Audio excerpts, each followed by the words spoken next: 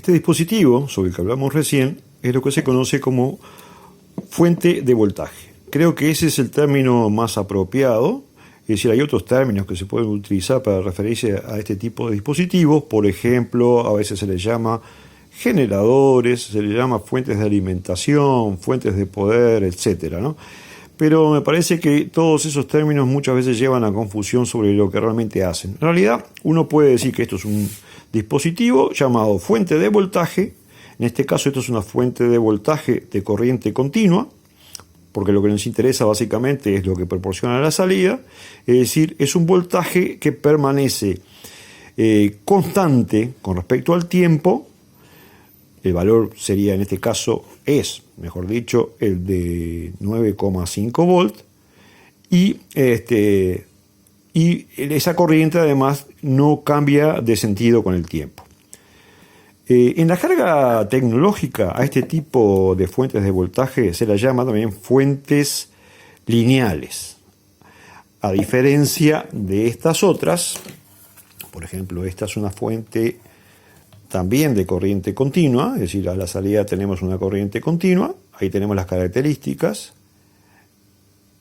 Y la diferencia que tiene con la anterior, más allá de los valores de voltaje, es que esta, si ustedes la pudieran tener en la mano, a pesar de que tiene mayor volumen la fuente, es mucho más liviana que esta otra.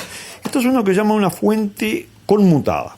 Son mucho más comunes las fuentes conmutadas actualmente desde el punto de vista tecnológico. Por ejemplo, esta que está acá es también una fuente conmutada, es un viejo cargador de celular, pero también esto es una fuente de corriente continua. Pero es del mismo tipo en cuanto a sus aspectos tecnológicos a esta otra que se llama fuente conmutada. Esta que está acá, capaz que alguno de ustedes la reconoce, es lo que se llama una fuente conmutada que se usa en las computadoras. Desde el punto de vista tecnológico también integra ese grupo.